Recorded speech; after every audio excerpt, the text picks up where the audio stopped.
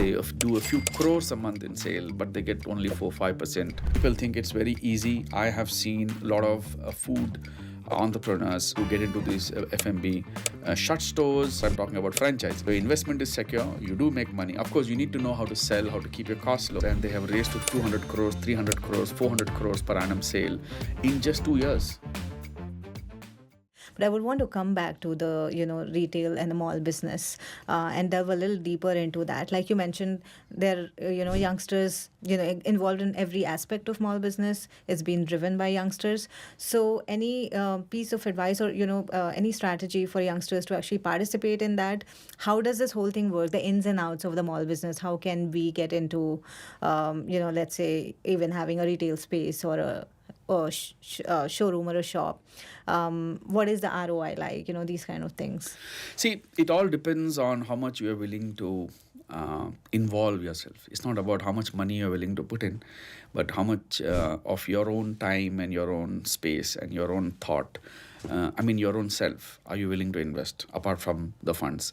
So if you don't have time, but you want to invest, the cheapest and easiest way to invest is invest into any of the REITs, real estate REIT. So we are part of the REIT that we dilute our assets. We didn't sell them. We diluted our assets, and we are part of that REIT, Nexus Select Trust.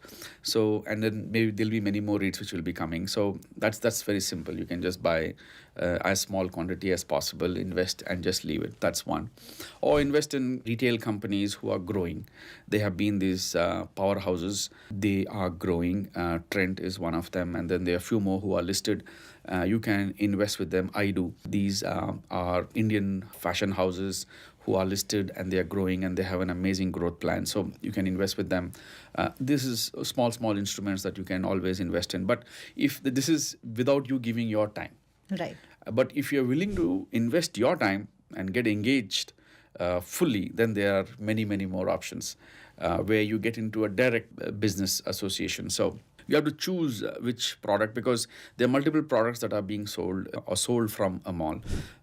Electronics is a different world altogether. The margins are very thin, but the turnover is very high. Mm-hmm. So they do a few crores a month in sale, but they get only 4-5% of that sale value as their gross profit. So hence you have to. So it's the volume game and not the product, because the margins are very less. So it's just the volume game. So that's how that industry works. Then if you want to get into fashion and apparel, then the margins are very, very high. 35 going up to 40%, 30 to 40% is the margin that you make.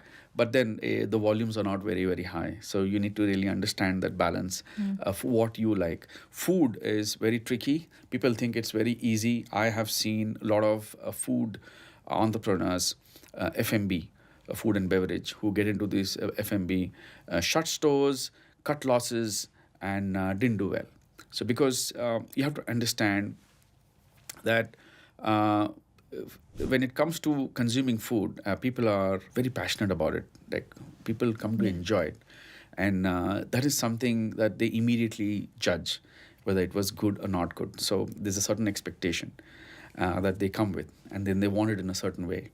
And if that is not transferred consistently, if you don't meet that expectation consistently, if you don't first know what the expectations are, and then don't meet those expectations consistently at a certain cost so that you can still make a profit.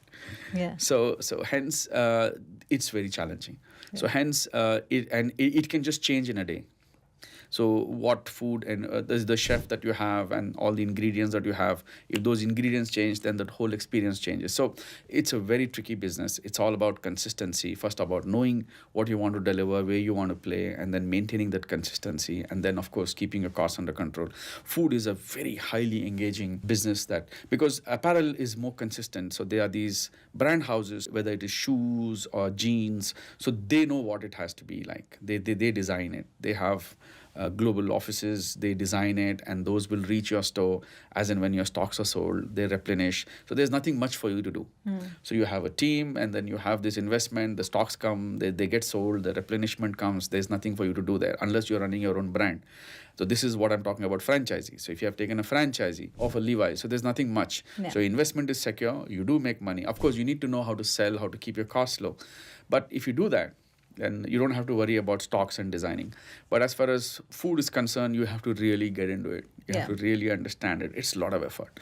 So franchisee is one option, where you take a franchisee of an existing brand. Even KFC is franchised, McDonald's is franchised, coffee shops are franchised, a Chai Point is franchised, a Cookie Man is franchised, a Baskin Robbins is franchised. You can go as small as 100 square feet, or you can go up to a 20,000 square feet restaurant.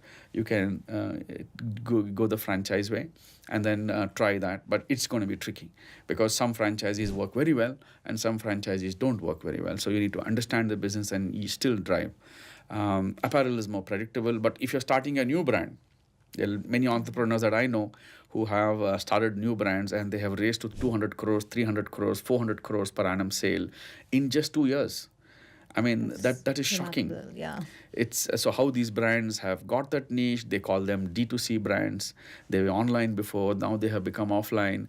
So how they have raised, while I know 20-year-old brands struggling to reach 100 crores. Yeah. These youngsters, and there's not one, but there are 3-4 brands who have just come in last 1-2 years and they have raised to 100 crores in revenues in India. So it is all about how much you are willing to engage, how much you are willing to know. I know about a very successful Turkish restaurant brand. These kids, they come from, their family business is different. They went to Turkey. They lived there for a few months, tried to understand what that is. But they didn't want to depend on a chef. They didn't want to get a chef, and if the chef goes back, then the game is changed. Yeah. So they learned it themselves, and now consistently they are opening and maintaining that taste. And now they have about that's 5 a to dedication. they have 5 to 6 restaurants chain now, and they are going all out. They might open a few more. So it's all about how much you're willing to engage. And if you're willing to engage, world is the option. You can choose to do a small one, big one. It all depends. And what could be the starting ticket size? Let's say you want to just go for a kiosk, if not an entire store. About 10 to 15 lakhs. 10 to 15 lakhs. 1 to 1.5 million rupees. You can actually get something started in a mall, in a small kiosk. And then, of course, how you run it, how you plan it, it depends thereon. Interesting.